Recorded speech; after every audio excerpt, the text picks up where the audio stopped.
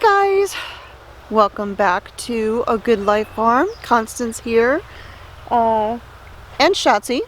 I thought I would bring him out here into the front garden with me while I take you on a garden tour. So I like to try and do these tours and post them on Saturdays, but we actually had a storm system come through yesterday, so I wasn't able to film it.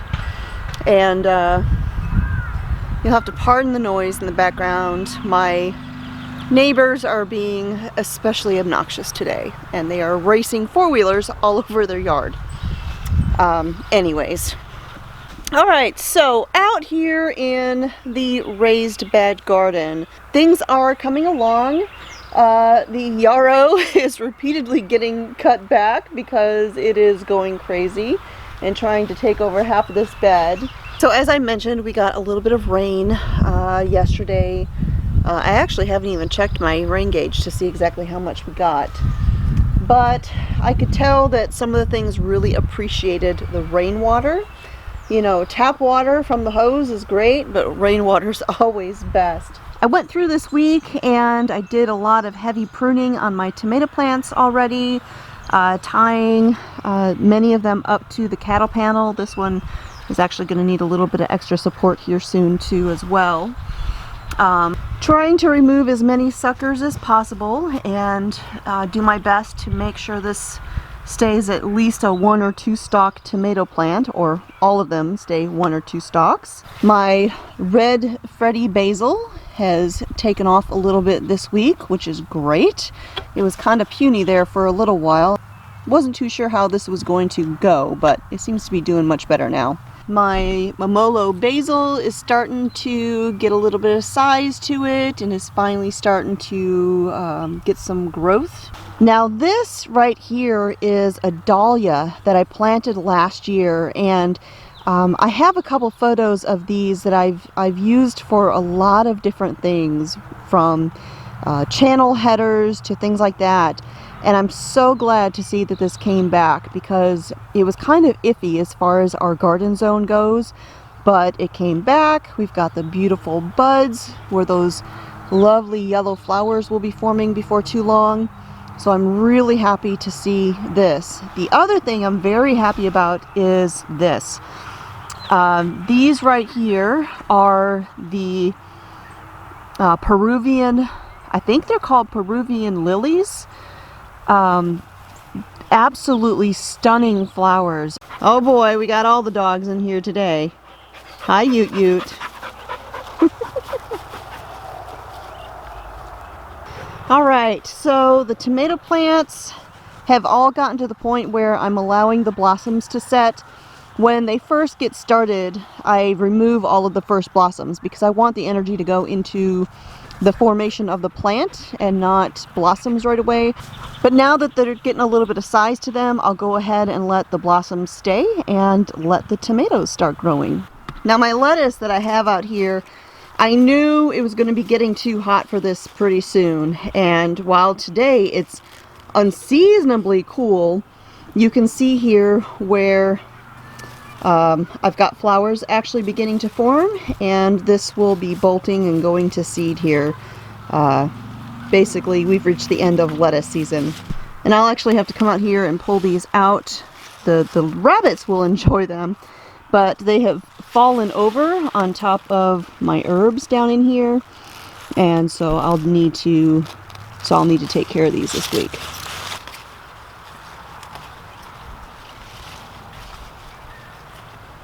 You don't have to wash these, do you? No. Before you get into the... Before you get into anything? No. I don't spray them with anything. I mean, I do, but I haven't.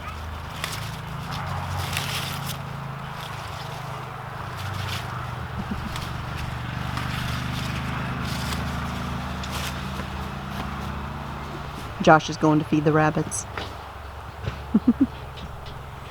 Now, one of the things that I did do this week as well is I cut out a big chunk of this chicory. I grew this chicory here last year as well, but it did not get anywhere near this big, and it was kind of swallowing up this Blue Beauty tomato plant over here. And so I just cut back a bunch of this chicory, but this Blue Beauty was going to need some more sunlight. Well, hello there, Nebsy. Well, we got everybody in here today, don't we? Now, the Daikon radishes that I planted down here are doing great. Again, these were to be companion plants for my cucumbers, which, you know, never came up. However, I did restart some in some pots, and I'm actually in the process of hardening those off, and they will be getting planted out here pretty soon. The bee balm in here is starting to form heads, so I'll be getting flowers on this before too long. I'm looking forward to that. And I also noticed that I had a volunteer sunflower that came up in here. No idea what kind, but we'll just have to wait and see what it is. My Genovese Basil down in here is looking gorgeous. Look at that. And it smells so amazing. And speaking of basil, now this basil here is one that I actually picked up the starts at one of my local stores. And I liked it because of the variegated leaves. I mean, it's very subtle, but it's there. And this is a type of basil that's considered great for pesto. But I'm so impressed with how bushy these plants are. I mean, I got them and they were only like yay big. And I have not had to do any pruning on these for them to get this bushy. And they smell just amazing. It has kind of a sweet basil smell, so I'm really looking forward to trying this. I might make something with some of this basil this week. Alright, so an update on the green stalk. I had stuck the celery in there, and I knew that celery needed a lot of water, and it's been doing okay, but this week some of the leaves have started to get a little bit yellow, so I'm not sure if it's getting enough sun. This was kind of an experiment, you know, we'll see how this goes. This one down here is looking pretty good. But, yeah, I mean, celery is supposed to be full sun, and it's not really getting 100% full sun up here, so we'll see. I mean, the coleus is looking great. That's looking pretty. And I've got another head on my agapanthus down here that has flowered. Got another one getting ready to. This is also called Lily of the Nile. This is called a Joshua. Very rare, one of a kind. One of a kind, very rare. He's down visiting. Pristine specimen. Yes, pristine.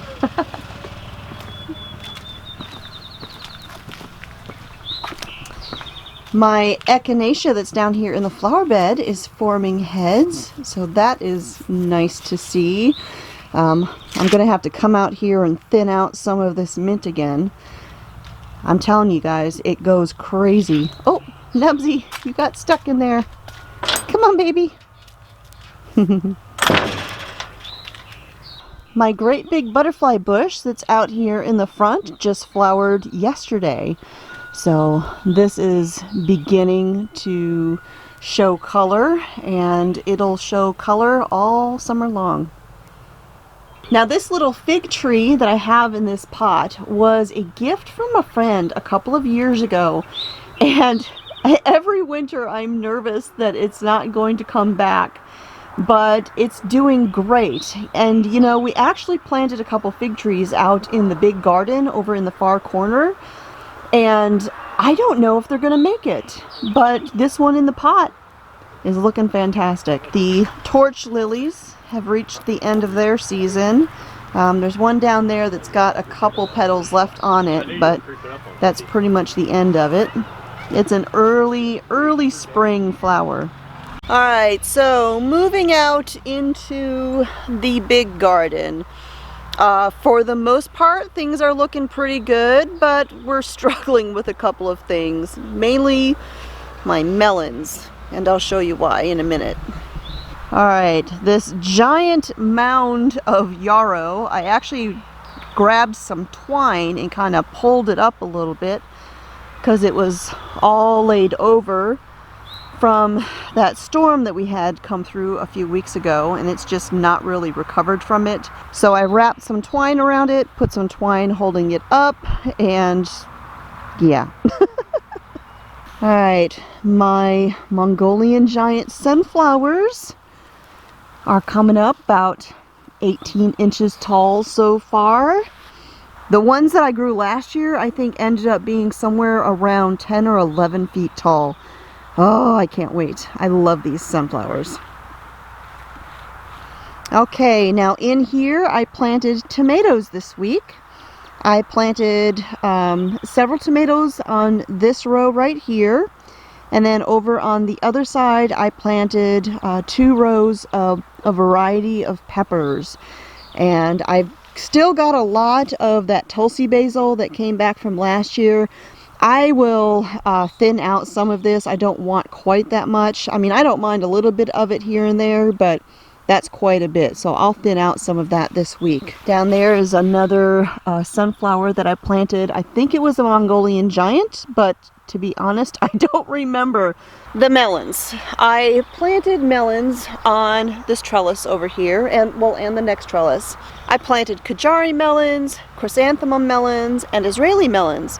And at one point I had all 3 of them. I had little baby melon plants coming up. And then one by one they started vanishing. I think the same thing happened to them that happened to several of my sunflowers. I think the birds ate them because, well, let me show you something.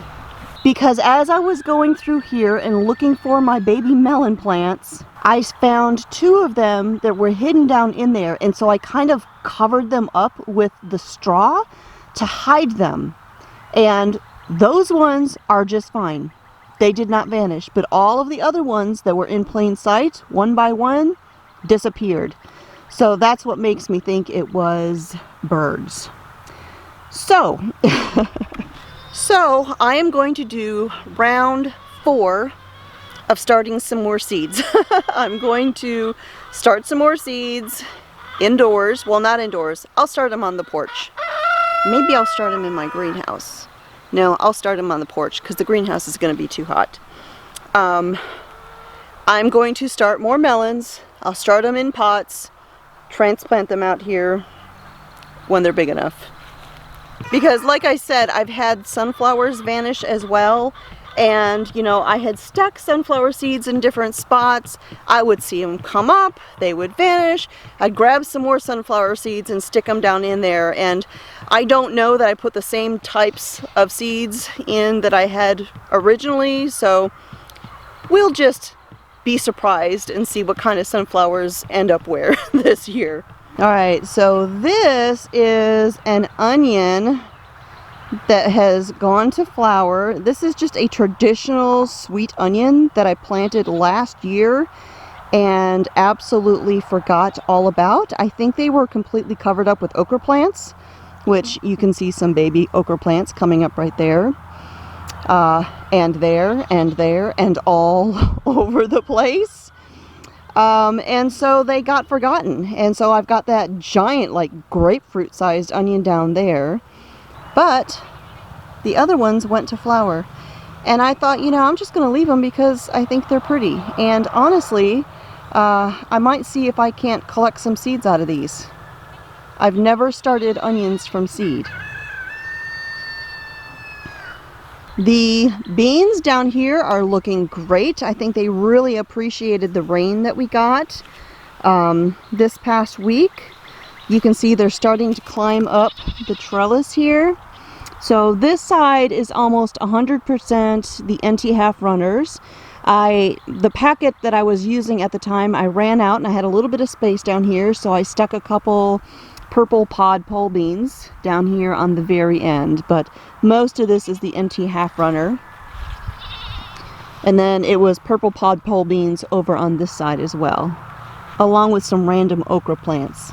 I'm telling you, I said last year that we weren't going to grow okra again because we just don't eat it enough to dedicate garden space to it, but that even though I wasn't going to grow it, or I should say plant it, it was going to end up in the garden again, and you can see why. It loves to self-seed. All right, so speaking of volunteers, this is a volunteer sunflower. It is almost as tall as I am, so this is definitely my biggest sunflower, but it is humongous, and I'm still thinking that this is probably a lemon queen, just because of what looks like more flowers coming up on every single stem. And actually, I've got another volunteer. Oh no. I thought that this was another volunteer sunflower down here, but it's actually growing off the side of this. So yeah, I'm really leaning towards lemon queen. Or possibly chocolate cherry. Because the chocolate cherry sunflowers are also multi-flower sunflowers. So we'll just have to see. And speaking of flowers, my gorgeous swamp milkweed has opened up this week. The bumblebees are loving it.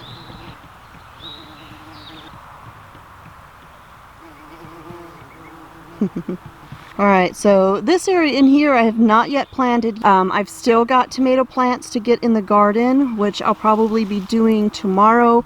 We've got a lot of yard work to do tomorrow. And the weather for outdoor work tomorrow is going to be amazing. I mean, it's gorgeous today. As you can see, I'm wearing a flannel shirt. This doesn't usually happen in the summer, at least not outdoors. I will often wear flannel shirts in the house because the air conditioning is so cold that it freezes me out, Mr. Smith. But you don't usually see me wearing flannel shirts outdoors. Tomorrow, it's going to be 51 in the morning, and it's going to be in the 60s again like it is today. So I'm going to take advantage of that and get out here and work my butt off outside. I'm going to weed everything I can. I'm going to mow. We're going to weed eat. Oh, it'll be wonderful. Wonderful to be able to get all that done and not feel like we're just going to cook to death out here. As you can see, I've got more beans here that are doing great. I did have to come out here and use a little bit of neem oil on my beans because I was starting to get a little bit of damage. And you can see they're doing great. They're coming up the trellis on both sides. Purple pod pole beans over there and NT half runners on this side. My Gaillardia is looking beautiful. Oh, what have we got down here? What are you? Well, we got some volunteer basil right here. And I'm wondering what kind this might be. I'm going to have to look at my chart from last year and see what kind of basil I grew in this area. It's not Tulsi basil. I'm kind of thinking cinnamon basil. It's got sort of a cinnamony flavor. Weeds, weeds, weeds. Ugh. Alright. So right down in here is my squash plants, and look at that. Look at all that yellow crookneck squash. So I'm going to have to pick a couple of these and stir fry them up this week because that's a lot of squash on one plant. And this is after I had pulled all the blossoms previously. Got a bunch on that one too. My pineapple sage down here is looking good. It's filling out. So this new bed got filled in this week. All tomatoes, and I know they look pretty close together. They're about 18 inches or so apart. And I know that that's close, but I'm going to be working very diligently to keep these pruned so that they're a single stalk. That way I can fit more plants in a smaller space. On each end of the middle row, I've planted some zinnias, and they're coming up. And then before this takes off too much, I'm going to sneak in there and stick a couple sunflower seeds in. Okay, and then this bed here is tomatoes as well. Just all different types, different varieties. Now the last 2 years, this bed was all peppers. And this is my 3rd year having this raised bed, and so I decided to swap it up and grow tomatoes in here. Alright, and the squash bed over here. This plant is doing amazing. This is the rampicante. Over there is zucchini. I believe it was Ford Hook.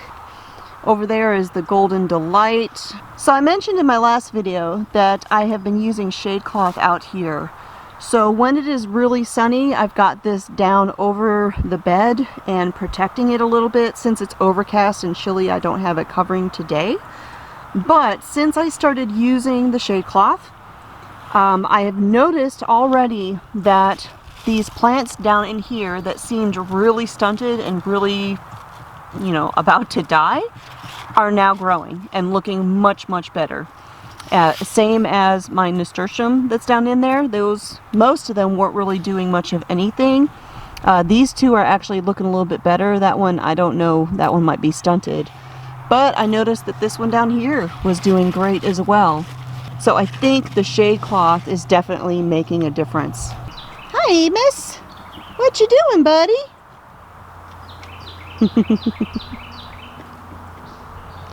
Hello, Sophie. Hi, baby. What? Whoa. Whoa. Hi, babies. Hi, babies.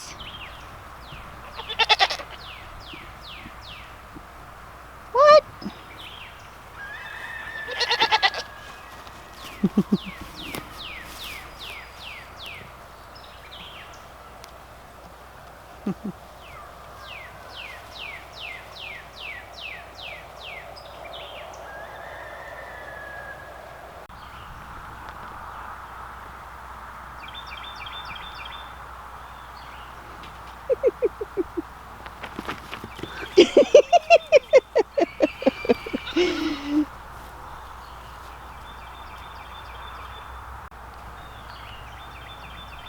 What was that, huh? You're a chicken. He's like, no, I'm not. I'm a mule. It's okay. It's okay. All right, so that is it for today's or this week's garden tour. Got a lot of things, like I said, that'll be going in this coming week, but and of course starting some more seeds for a few other things. But so far I think we're actually doing really good as far as the pest goes. I'm kind of thinking that maybe the nematodes that I sprayed the garden with preemptively this year may be making a difference, because normally as soon as my bean plants come up, I'm immediately having issues. Mexican bean beetles and all sorts of things, but I've had very, very little damage to any of my bean plants. The only thing that I've really had anything going on with is my eggplant, which is just a flea beetle magnet. And since I treated it with the DE and then I followed up with some neem oil a couple days later, the new leaves don't seem like they're getting hit too hard. So I'm hoping that maybe that got that under control. So far so good, and we'll just have to see how it goes this year. You know, if